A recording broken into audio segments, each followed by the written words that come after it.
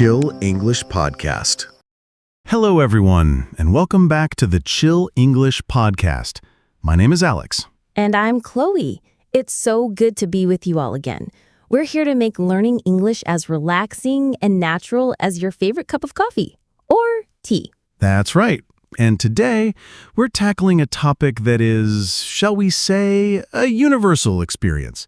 It's something you either love, hate, or simply have to do. We're talking about house chores. Just saying the word chores makes me want to take a nap, but I guess we have to talk about it. And I have a feeling Alex, Mr. Organized, is going to be in his element today. You might be right, Chloe, but we promise to make it fun. We're not just going to give you a list of words. We are going to dive deep into the phrases, phrasal verbs, and idioms that native speakers actually use when they talk about cleaning their homes. We'll share some personal stories, break down the language, and by the end of this episode, you'll be able to talk about your cleaning routine like a pro. So grab your headphones, maybe while you're actually doing some chores, and let's get started. Okay, Alex, I have to be honest. My apartment right now, it's a bit of a disaster. I had a really busy week, and let's just say things have piled up. The laundry basket is overflowing, there are dishes in the sink. It's what my mom would call a pigsty. A pigsty? That's a powerful word to start with, and a very common idiom. A pigsty, spelled P-I-G-S-T-Y, is literally the place where pigs live, which is famously messy and dirty. So when you call a room or a house a pigsty, you mean it's extremely messy. That's exactly it. It's not just a little untidy, it's, well, a pigsty. I wouldn't let anyone come over right now. So this weekend, I have to do a massive spring clean. Spring cleaning. That's our second big phrase. Now, for our listeners, spring cleaning doesn't have to happen in the spring. It's a term we use for a very deep, thorough cleaning of the entire house, usually done once or twice a year. It's when you clean all the places you normally ignore. Like behind the sofa, or the top of the kitchen cabinets where all that weird, sticky dust collects. Exactly. It's the opposite of just a quick tidy up. And that's our first key distinction. To tidy up, or to straighten up, means to make a place look neat by putting things back where they belong. You're not deep cleaning.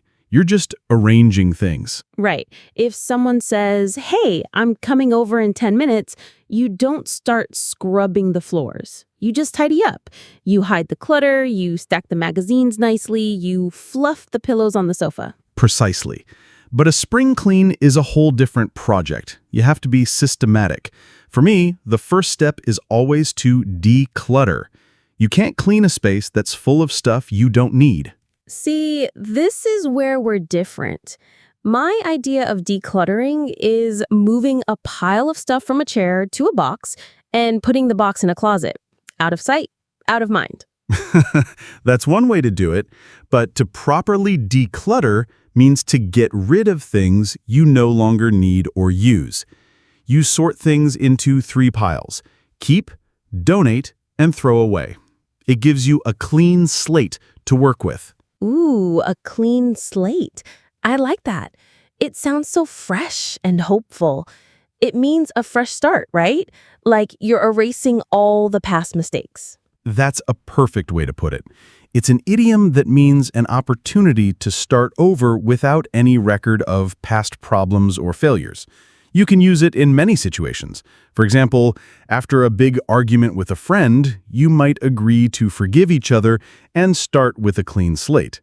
In our cleaning context, decluttering gives you a literal clean slate, an empty, clean space to work with. So, once I've decluttered, I follow a simple rule for cleaning any room: top to bottom. Top to bottom? What do you mean? It's a strategy. You start with the top surfaces and work your way down. That way, any dust or dirt that falls will land on a surface you haven't cleaned yet. So, first, I'll dust the ceiling fans. the tops of shelves and picture frames. I see. So the dust falls onto the tables and floor. Then what? Then I wipe down all the middle level surfaces. This is a great phrasal verb, to wipe down. It means to clean a surface with a cloth. I'll wipe down the tables, the countertops, the shelves, anything that needs it. I usually use an all-purpose cleaner and a microfiber cloth. Okay, that makes sense. I usually just spray and wipe randomly, wherever I see dirt. I need to adopt your system. So after you wipe down everything, the floor must be pretty dirty. Exactly. And that's the final step. Depending on the floor, I'll either vacuum it, if it's a carpet, or I'll sweep it first and then mop it up. Let's break those down. Vacuuming is with the machine, the vacuum cleaner. Sweeping is with the broom. And mopping up is with a mop and water, right? Perfect. To mop up specifically means to clean up a liquid or a wet mess, but we often just say mop the floor in general sense. For example, "Oh no, I spilled my juice. Can you grab a cloth to mop it up?" Or, "The kitchen floor is sticky. I need to mop it." I once had a vacuuming disaster. I was vacuuming my room in a hurry, and I didn't see a single earring on the floor. It was one of my favorites. The vacuum cleaner just swallowed it. Zoop! Gone forever. I was so upset. Oh no, that's the worst. It's why you should always do a quick scan of the floor before you start. That's a good example of why you shouldn't cut corners when you're cleaning. Cut corners. That's a good one.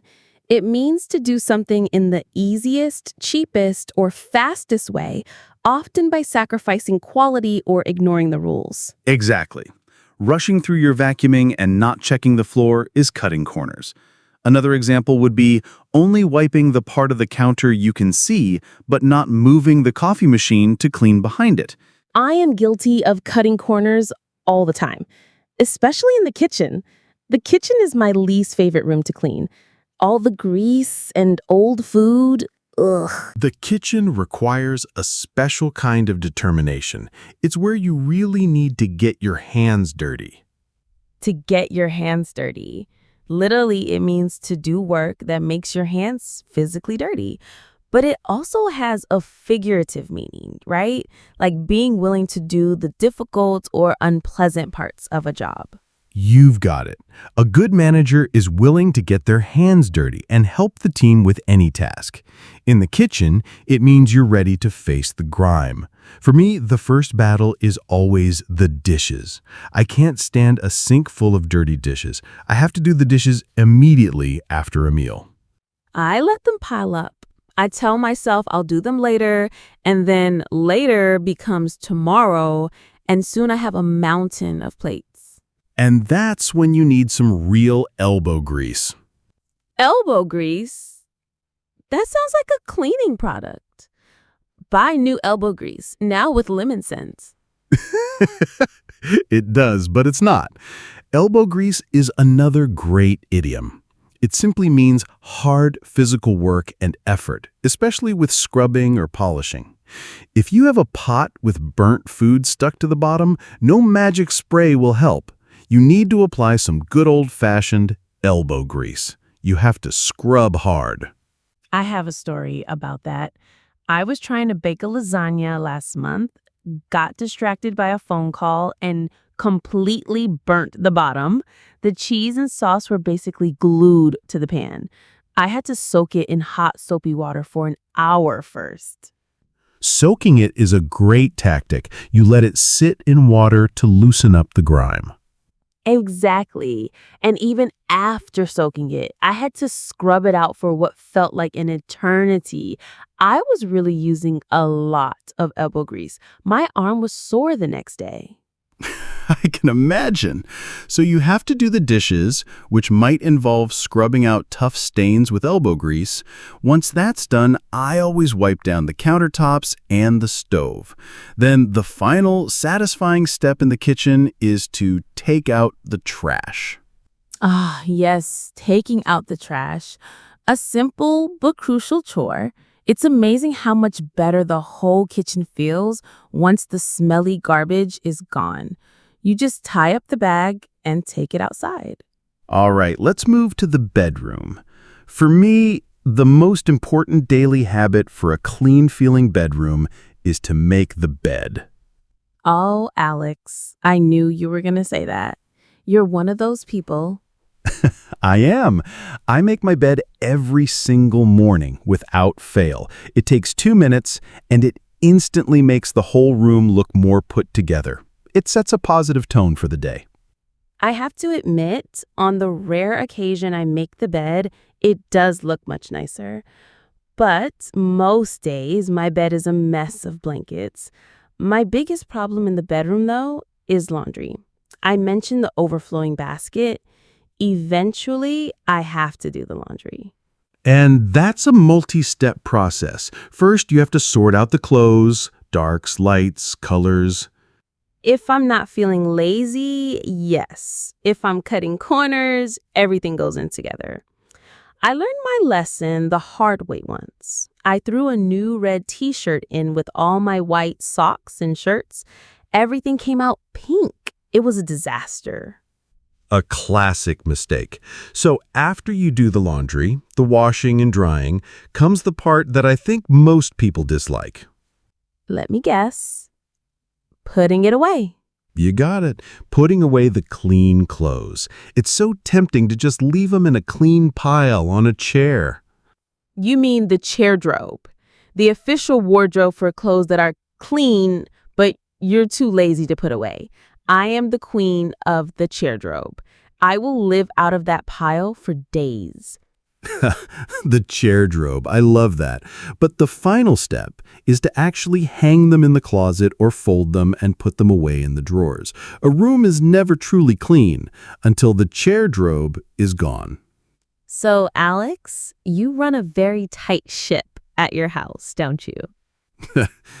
To run a tight ship, that's a fantastic idiom to bring in.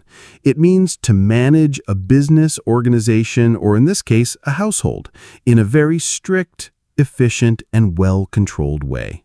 A ship's captain has to be very disciplined to keep everyone safe and on course. So a manager who runs a tight ship is very organized and has high standards. So my relaxed, I'll do it later approach is the opposite of running a tight ship. You could say that, but the goal of all this work, all this elbow grease and tidying up, is to have a home that is spick and span. Spick and span. I love the sound of that phrase. It's so satisfying.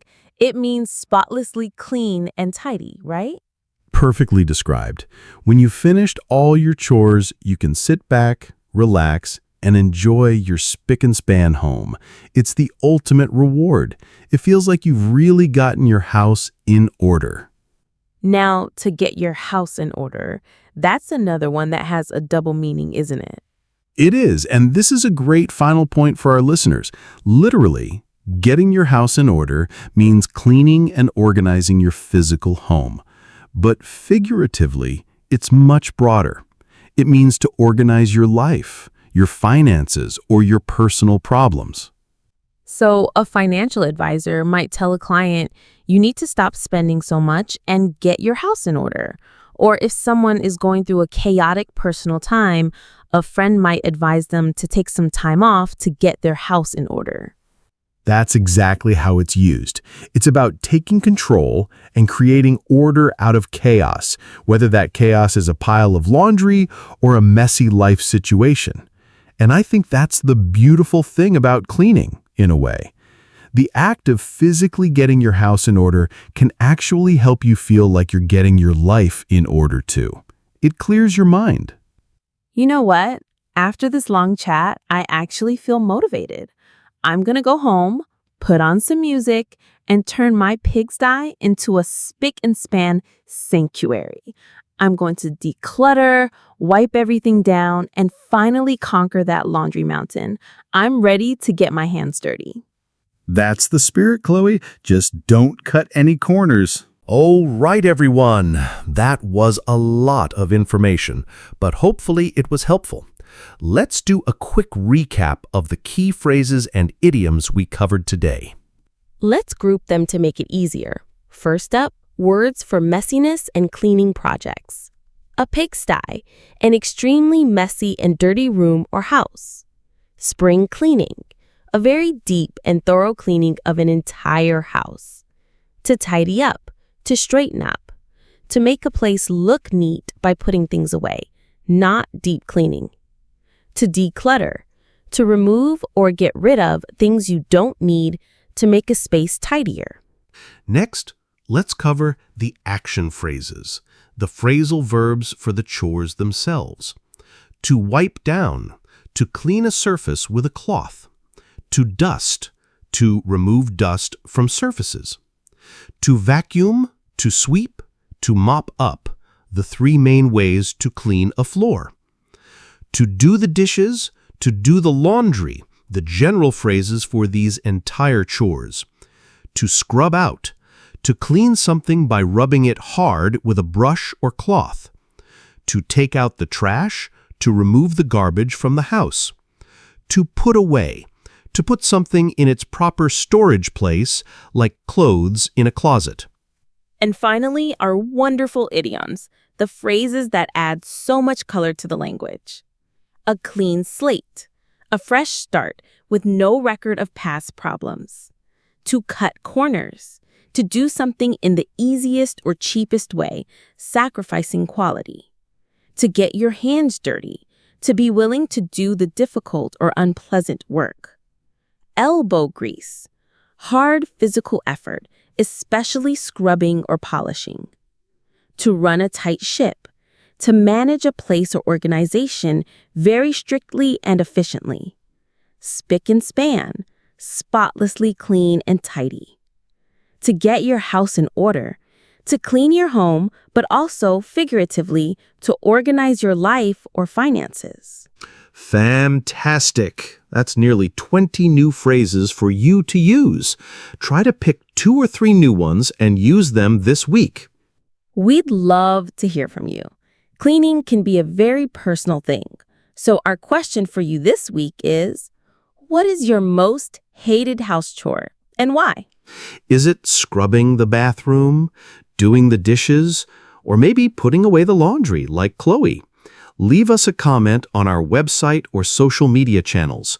We read every single one. That's all the time we have for today.